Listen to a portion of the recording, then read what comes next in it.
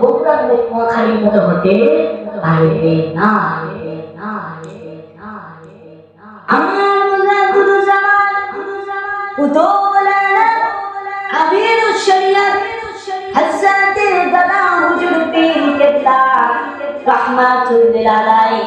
ভারতবর্ষের হুগলি জেলা থেকে বাংলাদেশে ওয়াজ করতে আসছে, মিশালে সোয়াব করতে আসছে লক্ষ লক্ষ ভক্ত মুরিদ তার মুরিদানা তার বাংলাদেশে আসছেন। নোয়াখালী জেলায়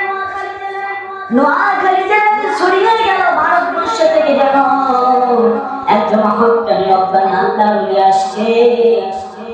লোকেরা এখন বুদ্ধি পরামর্শ করলো, লোকেরা এখন চিন্তা করলো কেমন পীর হকানি রব্বানি, কেমন পীর আমরা জাস্টিফাই করব। ভালো পীর না খারাপ পীর, মন্দ পীর না ভালো পীর, অর্থাৎ হক পীর না ভুল পীর, মানে ভণ্ড, এইরকম নাউজুবিল্লাহ এরকম কথাবার্তা তারা পরীক্ষা করতে চাই। পরীক্ষা করার জন্য, জাস্টিফাই করার জন্য তারা একটা বাবার একটা সন্তান ছেলে, জীবিত সন্তানটাকে দাফন করিয়ে খাটের উপর শুয়াইয়া জীবিত সন্তানকে রেখে দিল। আর গ্রামের মানুষদেরকে বলল কেউ বলবেন না পীর সাহেব যখন আসবে, মুজাদ্দিদুজ্জামান যখন আসবে, তখন পীর সাহেবকে বলবো, মুজাদ্দিদুজ্জামানকে বলবো এই লাশটার জানাজা আপনি করান, কোরআনের উপর ওয়াজ মাহফিল ইসারে সোয়াব আলোচনা শুরু করে দেন হুজুর।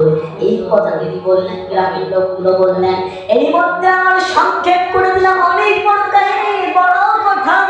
এর মধ্যে আমার মুজাদ্দিদুজ্জামান দাদা হুজুর পীর কেবলা রাহমাতুল্লাহ আলাইহি এসে পড়েছেন। এসে পড়ার পরে লোকজন বলতেছে হুজুর ওয়াজ শুরু করবেন না আপনি, আগে এই মাইয়াটা কিছুক্ষণ আগে মারা গিয়েছে, এই মাইয়াটার জানাজা করে দিতে হবে। আমার দাদা হুজুর মুজাদ্দিদুজ্জামান বলতেছে বাবা এটা তো ইমাম সাহেবের হক, আমি কেন? ইমাম সাহেব আছে, ইমাম সাহেব ওনারা করুন, এটা কত মহল্লা আমার তো কর্ত না হুজুর না।